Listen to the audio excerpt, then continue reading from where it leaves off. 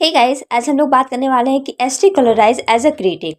जी हाँ, ये क्वेश्चन आपके लिए आपके एग्जाम में बहुत ज़्यादा इंपॉर्टेंट है, जिनका सेशन है 21 से 24। तो चलिए without delay we start. Samuel Taylor Coleridge was an English poet, literary critic, philosopher. Samuel Taylor Coleridge S T Coleridge का फुल फॉर्म है, जो कि एक इंग्लिश पोएट रहते हैं, लिटरेरी क्रिटिक रहते हैं और फिलोसफर रहते हैं। He is one of the greatest literary critics of 19th century. वह मतलब ग्रेटेस्ट में से एक ग्रेटेस्ट माने जाते हैं 19th सेंचुरी के लिटरेरी क्रिटिक के नाम से। He was born in 1772 in United kingdom. उनका जन्म हुआ था 1772 में यूनाइटेड किंगडम में, and that in 1834 United kingdom, और उनकी मृत्यु हुई थी 1834 में यूनाइटेड किंगडम में। He was influenced by William Shakespeare, John Milton, Robert Burns. वो जो थे ना, इन्फ्लुएंस थे बहुत ही ज़्यादा विलियम शेक्सपियर से, जॉन मिल्टन से और रॉबर्ट बर्न्स से। His famous works are following. उनके जो महत्वपूर्ण काम थे ना, वो निम्नलिखित है: Biographia Literaria, the Rime of the Ancient Mariner, Kubla Khan, conversation poems and cherish travel. His mother was always feared that when will he learn the knowledge of society। उनकी मदर जो थी वो हमेशा इस बात से डरती रहती थी कि कब उसे सोसाइटी का नॉलेज आएगा, कि वो थे तो बहुत ज़्यादा ही अच्छे इंसान, लेकिन उनको सोसाइटी का कोई भी नॉलेज नहीं था। तो उनकी मदर बार बार इसी बात से चिंतित रहती थी कि उन्हें सोसाइटी का कब नॉलेज आएगा। After the death of his father, Coleridge के फादर के डेट करने के बाद, he went to Christ's hospital London to study. वो चेरिश हॉस्पिटल चले जाते हैं, जो कि लंदन में है, स्टडी करने के लिए। There was not any relatives there besides his uncles. कहा जाता है कि वहाँ पे उनके कोई भी रिलेटिव नहीं थे, सिर्फ उसके अंकल को छोड़ करके। His uncle use to go bar and coffee shop to take them from where it became habit to drink wine. उनके अकॉर्डिंग क्या है कि उनके अंकल उसे ले जाया करते थे बार शॉप में और कॉफ़ी शॉप में मोस्टली, और वहीं से उन्हें शराब पीने की लत लग गई थी। He was sensitive about his future. अपने फ्यूचर से रिलेटेड वो बहुत ही ज़्यादा सेंसिटिव थे।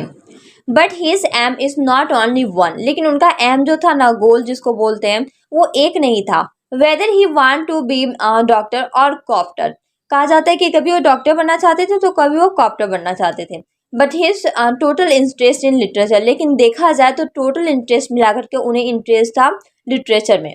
इन 1791 he went to Cambridge. He studied that to drink. वहाँ 1791 में वो कॉम्ब्रिज गए थे पढ़ाई करने के लिए। वहाँ उन्हें यही लगता था कि शराब पीना नॉलेज पाना होता है। He gets knowledge, he laughs from there and join army without take any degree. पता नहीं उन्हें क्या हो गया, अचानक वो कॉम्ब्रिज यूनिवर्सिटी छोड़ करके चले गए आर्मी ज्वाइन करने के लिए, और बिना डिग्री लिए ही मतलब सेशन कंप्लीट भी नहीं हुआ और वो चले गए आर्मी ज्वाइन करने के लिए। Again he join Cambridge university. फिर वहाँ से उनको मन नहीं लगने लगा, तो फिर वो वापस आकर के कॉम्ब्रिज यूनिवर्सिटी ज्वाइन किया। He made a communicative named pantisocracy. उन्होंने एक कम्युनिकेटिव नेम बनाया, pantisocracy, in which he wants to say that people of society are equal to one another. वो इस कम्युनिकेटिव से ये बताना चाहते हैं कि सोसाइटी के जितने भी लोग हैं ना, वो सारे एक दूसरे में समान है। उन लोगों में किसी भी टाइप्स का अप डाउन नहीं है, किसी भी टाइप्स का असमानता नहीं है। Because of the lacks of practical problem his many works are incomplete. कहा जाता है ना कि इनका एक काम में कभी भी मन लगा ही नहीं। वो जब भी काम करते थे तो एक काम को छोड़ करके फिर दूसरे काम में लग जाते थे। तो इनका मोस्टली काम जो था ना, वो अधूरा ही रह गया, इनकम्प्लीट ही रह गया। Because he never face practical problem. इसलिए कंप्लीट नहीं हो पाया क्योंकि ये कभी भी प्रैक्टिकल प्रॉब्लम को सॉल्व ही नहीं किए थे। In 1795 he met Wordsworth. From him his poetry became maturity. और 1795 में उनकी मुलाकात वर्ड्सवर्थ से हुई, जिससे कि उसके पोएट्री में मैच्योरिटी आ गई, मतलब उनसे इंस्पायर होने लगे। कि Wordsworth sister Dorothy also influence by Coleridge. और वर्ड्सवर्थ की जो सिस्टर थी डोरोथी, वो भी बहुत ज़्यादा इन्फ्लुएंस थी कोलराइज से। She said he is cheerful like William. वो बहुत ही, वो उनके अकॉर्डिंग क्या था ना, कोलराइज चीयरफुल पर्सन थे विलियम की तरह। His married life was not good. उसका मैरिड लाइफ देखा जाए तो अच्छा नहीं चल रहा था, इनफैक्ट था ही नहीं अच्छा। Because her thought is really different from Coleridge. क्योंकि उसकी वाइफ का जो थाउट था वो बिल्कुल अलग था कोलराइज से। She always afraid of his sick but never see his quality. वो हमेशा इस डर के साथ जीती थी कि उसका जो बीमारी है कब ठीक होगा, कब उसे शराब छोड़ने की लत लगेगी, मतलब उसका शराब छूट जाएगा। लेकिन वो उसने कभी भी उसकी कोई भी क्वालिटी को नहीं देखा, कभी भी कोई क्वालिटी उन्होंने देखा ही नहीं और ना ही देखना चाहा। He began to study German philosophy. उसके बाद वो पढ़ाई करने के लिए चले गए German philosophy. He was influenced by Immanuel Kant too much. वो बहुत ज़्यादा इन्फ्लुएंस हो गए इमैनुअल कांट से। क्यों?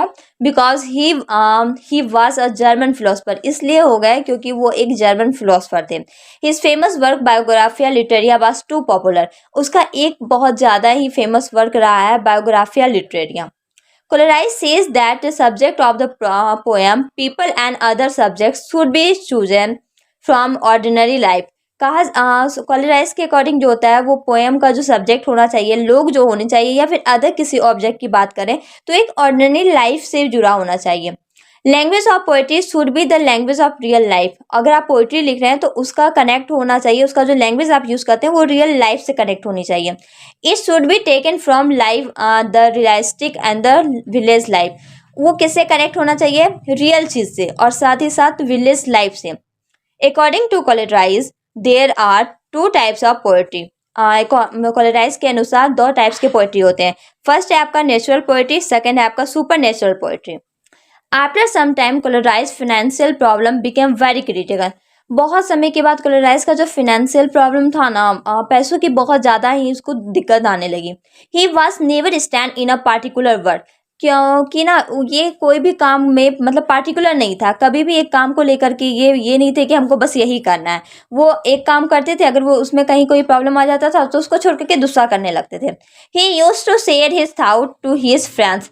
वो अपना कुछ थाउट क्रिएट करते थे। जब ये बीमार थे तो इनके माइंड में जो भी थाउट आती थी, जो भी शायरी आती थी या फिर कहा जाए कुछ भी पोएम्स की लाइनें आते थे, ये अपने फ्रेंड्स के साथ शेयर करना पसंद करते थे। In his friend there was two celebrities. उन सारे फ्रेंड में से दो ऐसे थे जो दोनों के दोनों सेलिब्रिटीज थे। एक था आपका लार्फ वाल्डो इमर्सन और दूसरा था आपका Thomas कार्ली। When he was telling something to them, his sound stopped suddenly and after a few times he passed away. वो ना कुछ बता रहे होते हैं, कुछ पोएम सुना रहे होते हैं, अचानक से उसका जो आवाज़ था ना वो बंद हो गया और कुछ घंटे बाद, कुछ समय बाद वो पास अवे हो गया, मतलब उनका देहांत हो गया। When this information reached to William Wordsworth, he said he was the most wonderful man that I never even met. जब ये इन्फॉर्मेशन विलियम वर्ड्सवर्थ को मिली तो वो उनके मुंह से डायरेक्ट एक क्वेश्चन निकला, एक वर्ड एक सेंटेंस निकले कि वो एक ऐसे वंडरफुल मैन थे जिससे मैंने कभी भी नहीं मिला था, आज तक उसके जैसा कभी भी नहीं देखा है। वो वाकई में बहुत अच्छे इंसान थे। Who knows Coleridge, they all were talking only that this brilliant man has passed, how it is possible। जितने भी लोग कोलेराइज को जानते थे उन सारे के लैंग्वेज से एक ही चीज पता चल रही थी कि इतने ब्रिलियंट आदमी कैसे डेट कर गए। In Biographia Literaria there are 23 chapter. Biographia Literaria में 23 चैप्टर है। He wants to make it in preface. वो ना बायोग्राफिया लिटरेरिया को एक प्रेफिस में कन्वर्ट करना चाहते थे, but his work has incompleted yet his literary work became very popular.